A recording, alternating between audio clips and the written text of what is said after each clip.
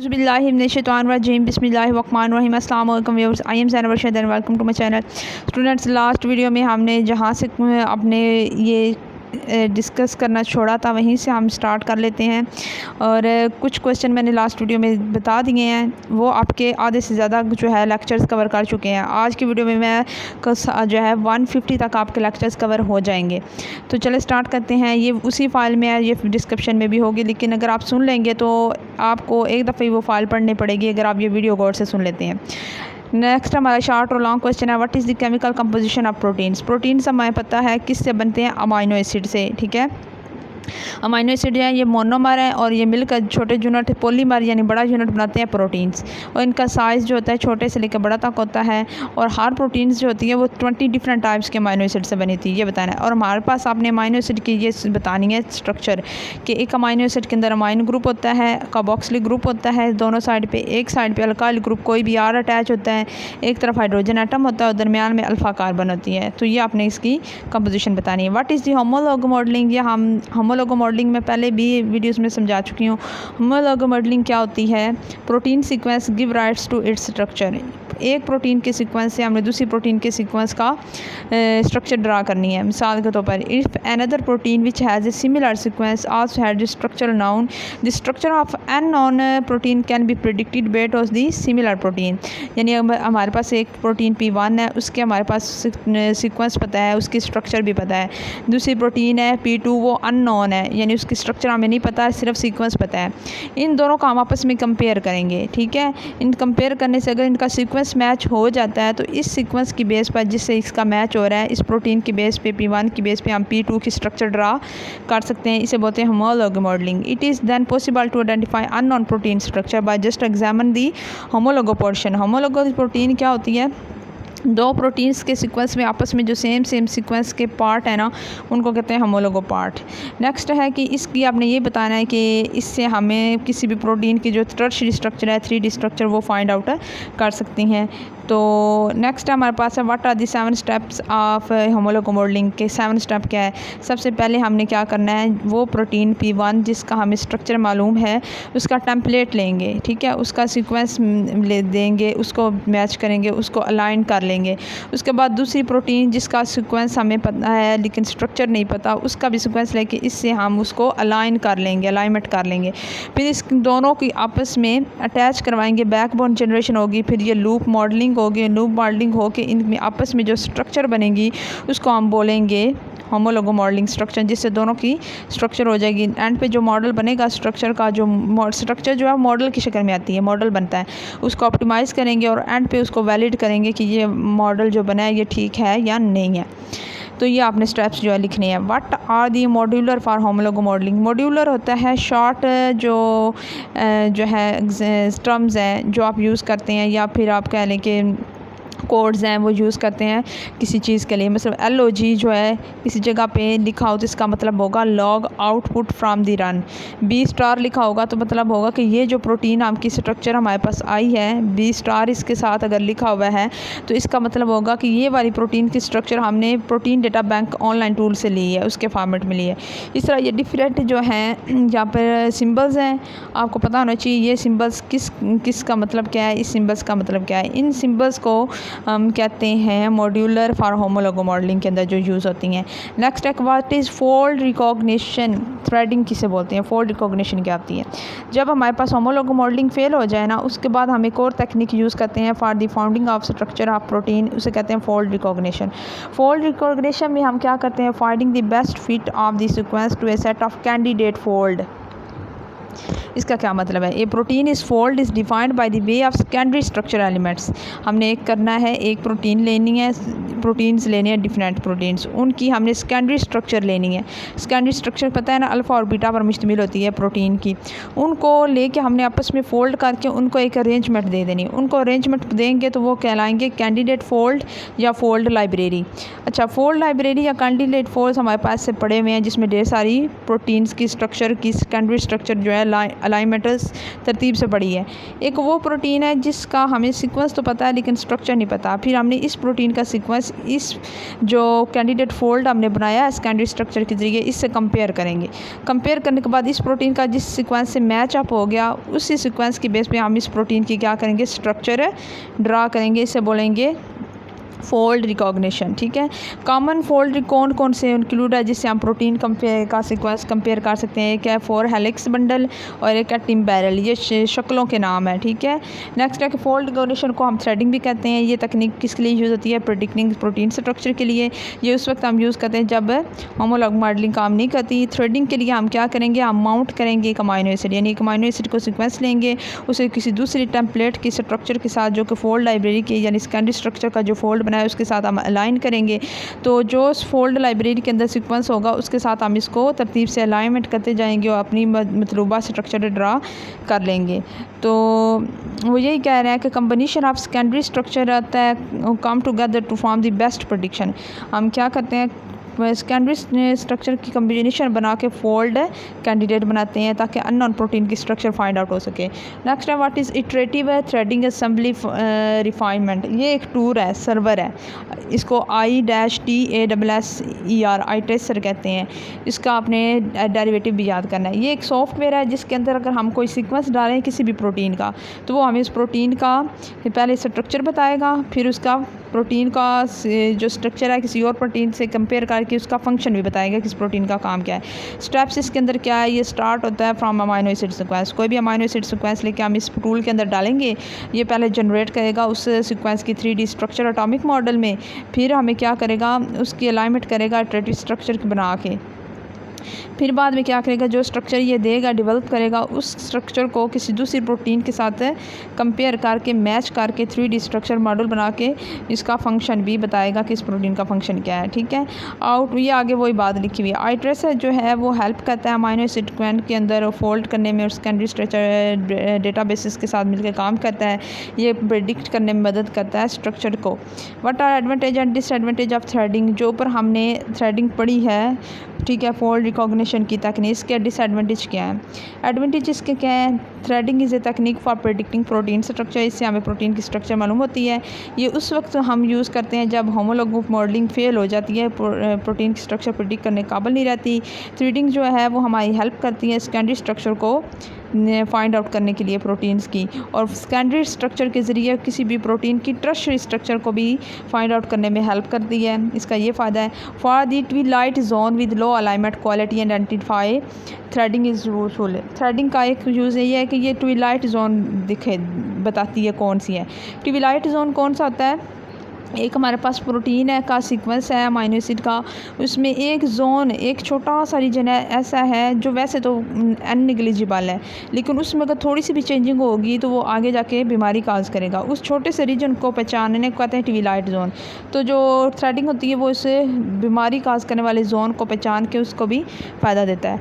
Next disadvantages क्या है, novel proteins जो इससे हैं वो इसे हम प्रिडिक्ट नहीं कर सकते। नावल प्रोटीन्स वो होती हैं जिनका पहले वो प्रोटीन जिसकी इन्फॉर्मेशन हमारे पास कोई भी ना हो, उसकी सीक्वेंस किसी दूसरी प्रोटीन से मैच ही ना कर रहा हो, उसकी स्ट्रक्चर किस हमें प्रेडिक्ट करने के लिए कोई पहले से इन्फॉर्मेशन मिल ही ना रही हो, यानी वो मुनफरिद हो, सबसे इसका सीक्वेंस भी मुख्तलिफ हो और इसका जो है स्ट्रक्चर फाउंड आउट करने के लिए पहले से जो जितनी भी हमारे पास इन्फॉर्मेशन है वो इनसफिशेंट हो, यानी वो काफ़ी ना हो, किसी से भी ये मैच ना हो। इसे बोलते हैं मुनफरिद यानी नावल प्रोटीन्स। इस तरीके से फिर नावल प्रोटीन्स मैच नहीं होगी ना इसी से ना होमोलॉग मॉडलिंग से। तो ये 30% जो होती है ट्रू स्ट्रक्चर देती है, 100% ट्रू स्ट्रक्चर भी नहीं देती, और हर जो रिज़ल्ट है उसको वैलिड करना भी इस मेथड में मुश्किल है। नेक्स्ट है what are the strategies for ab initio modelling. अब सबसे पहले तो आपको पता होना चाहिए अब इनिशियो मॉडलिंग क्या है। जब होमोलॉग मॉडलिंग, ठीक है, और थ्रेडिंग नाकाम हो जाती हैं ना प्रोटीन की स्ट्रक्चर बताने में, तब हम अब इनिशियो मॉडलिंग करते हैं। अब इनिशियो मॉडलिंग में से हम क्या करते हैं, प्रोटीन्स की स्ट्रक्चर के अंदर जो प्रोटीन्स के बांड्स मौजूद होते हैं उनको तोड़ के उनकी अंदर बांड्स की लेंथ को कैलकुलेट करते हैं। ठीक है, उन बांड्स के अंदर जितनी एनर्जी खारिज होती है उस एनर्जी की बेस पे हम उस प्रोटीन की खुद स्ट्रक्चर ड्रा करेंगे। ठीक है, जो 2 या 3 या ज़्यादा स्ट्रक्चर ड्रा करते हैं, फिर स्ट्रक्चर में जो सबसे बेस्ट लगेगी वो उसकी चूज़ करके हम कहते हैं कि ये इस प्रोटीन प्रोटीन की स्ट्रक्चर है। सबसे पहले क्या करना है, start with A rough initial model, एक हम ले लेना है उस प्रोटीन का सीक्वेंस, ठीक है। फिर उसका हमने एनर्जी फंक्शन डिफ़ाइन करना है, यानी उस प्रोटीन के सीक्वेंस में कितने बॉन्ड्स हैं, उनकी लेंथ कितनी है और उनके अंदर कितनी जो है एनर्जी स्टोर है। फिर हम क्या करेंगे, minimise this later, solve the computational problem of finding the global minimum. फिर हमने क्या करनी है, उस प्रोटीन की, ठीक है, उसके अंदर जितनी भी एनर्जी बॉन्ड्स की सूरत में स्टोर है वो सारे बॉन्ड्स तोड़ेंगे, यानी अगर हम देखेंगे कि इस बॉन्ड को तोड़ेंगे तो कितनी एनर्जी निकलेगी। इस तरह करके हमने उस प्रोटीन का हर बॉन्ड तोड़ना है और जितनी वो एनर्जी निकलेगी ना, उस एनर्जी में जो सबसे मिनिमम एनर्जी होगी जिस स्ट्रक्चर की, वो स्ट्रक्चर हम क्या करेंगे कि ले लेंगे कि ये इस प्रोटीन की स्ट्रक्चर हो सकती है, वो प्रेडिक्ट होगी। जिस प्रोटीन की स्ट्रक्चर कम होगी वो ज़्यादा स्टेबल होगी। तो नेटिव स्ट्रक्चर जो होती हैं वीर स्ट्रीटली एमर्ज हो जाएगी। Why protein fold, question next हमारे पास आता है, प्रोटीन फोल्ड क्यों करती हैं। Protein fold structure in order to obtain more stable thermodynamic structure, ठीक है। प्रोटीन इसलिए फोल्ड होती हैं, प्राइमरी स्ट्रक्चर फोल्ड होकर सेकेंडरी बना देती हैं, तो जो सेकेंडरी स्ट्रक्चर होती है वो प्राइमरी से ज़्यादा स्टेबल होगी। इस तरह सेकेंडरी स्ट्रक्चर फोल्ड होकर टर्शियरी बना देती हैं। तो प्रोटीन अपने आप को थर्मोडायनामिकली स्टोर करने के लिए अपने अंदर से एनर्जी खारिज करती जाती हैं, जितनी उनके अंदर से एनर्जी खारिज होती है वो फोल्ड होती जाती हैं, तो और वो उनकी एनर्जी कम होती जाएगी, वो ज़्यादा स्टेबल होती जाएंगी, ठीक है। नेक्स्ट हमारे पास क्वेश्चन है, the protein structure reporting lowest energy selected to be in optimal energy. वो प्रोटीन की स्ट्रक्चर जिसकी एनर्जी सबसे कम होगी वो हम सिलेक्ट कर लेंगे कि ये उसकी करेक्ट स्ट्रक्चर है। व्हाट इज़ अब इनिशियो मेथड, ये मैं बता चुकी हूँ। अब इनिशियो मेथड उस वक्त यूज़ करते हैं जब थ्रेडिंग और होमोलॉजी मॉडलिंग काम करना छोड़ दे, इसके ज़रिए भी हम स्ट्रक्चर फाइंड आउट करते हैं। नेक्स्ट है कि हमें प्रोज और कॉन्स ऑफ अब इनिशियो मॉडलिंग, अब इनिशियो मॉडलिंग के फ़ायदे और नुकसानात क्या हैं। सबसे पहले मैं इसको बता देती हूँ। एडवांटेज, अब इनिशियो मेथड जो है ये फोल्ड करता है any target sequence using any physical atomic properties, यानी ये क्या करता है कि जो प्रोटीन हमारे पास है उसके सीक्वेंस के एटॉमिक प्रॉपर्टीज़ की बेस पे उसकी स्ट्रक्चर बताएगा। यानी सीक्वेंस के अंदर उसके एटॉमिक जो है एटम्स के दरमियान बॉन्ड कितने हैं, उनकी लेंथ कितनी है, इन्हें बोलते हैं एटॉमिक प्रॉपर्टीज़। उनका बॉइलिंग पॉइंट कितना है, डेंसिटी कितनी है, उसकी बेस पे हमें पता चलेगा। अब इनिशियो मेथड काम कर देता है। प्रोडिक्शन इसके अंदर जो होती है ये दूसरे मेथड के निस्बत ज़्यादा एक्यूरेट होती है और ये नेचुरल फोल्डिंग प्रोसेस में आता है, प्रोटीन को नेचुरली फोल्ड करता है। डिसएडवांटेज क्या है, ये अब इनिशियो मेथड जो है दूसरे मेथड के निस्बत बहुत मुश्किल है। इसमें कोई एक्सपर्ट बंदा हो और ज़्यादा टाइम टेकन है, जो कि जिसको इस चीज़ का ज़्यादा एक्सपर्ट है वो ये कर सकता है। इसके अंदर एनर्जी फंक्शन को मेंटेन करना बहुत मुश्किल है।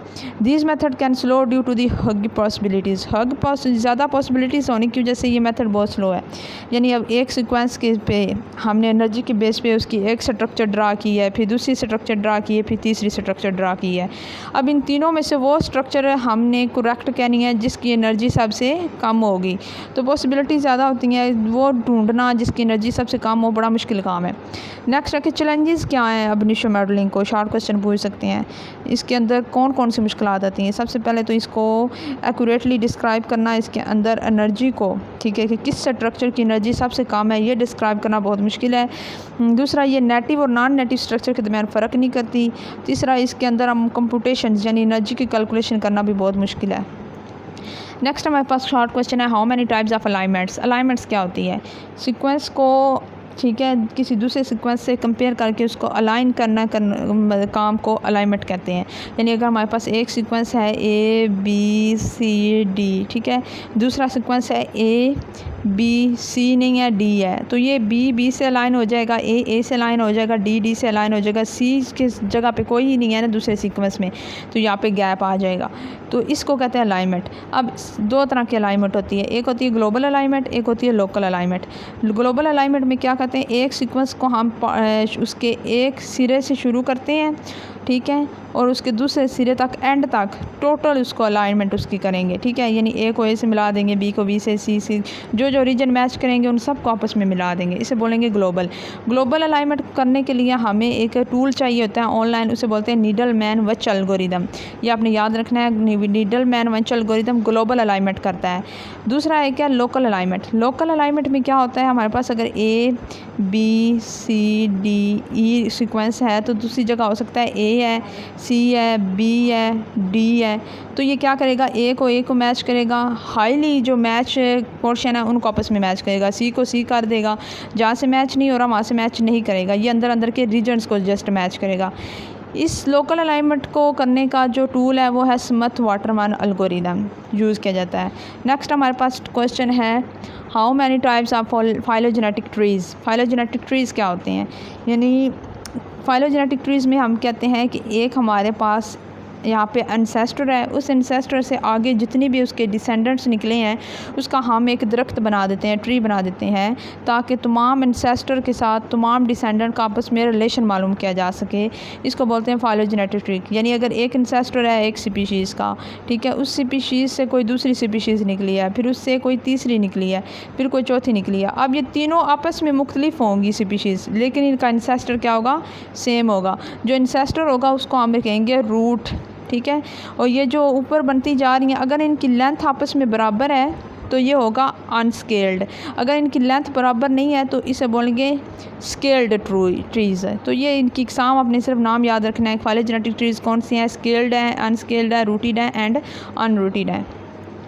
जो अनरूटेड ट्रीज़ होते हैं उनका एंसेस्टर सेम नहीं होता, मुख्तलिफ होते हैं। What are the techniques of protein sequencing. Protein को सिक्वेंस करने की टेक्निक्स क्या हैं। हमने पहले ऊपर पढ़ा था कि प्रोटीन की स्ट्रक्चर मालूम करने की टेक्निक्स क्या है, वो और हैं, होमोलॉग मॉडलिंग है, अब इनिशियो है और थ्रेडिंग है। लेकिन अगर सीक्वेंस की बात आ जाए कि सीक्वेंस मालूम करने की कौन कौन सी टेक्निक है, तो वो और हैं। इन दोनों में कंफ्यूज नहीं होना आपने।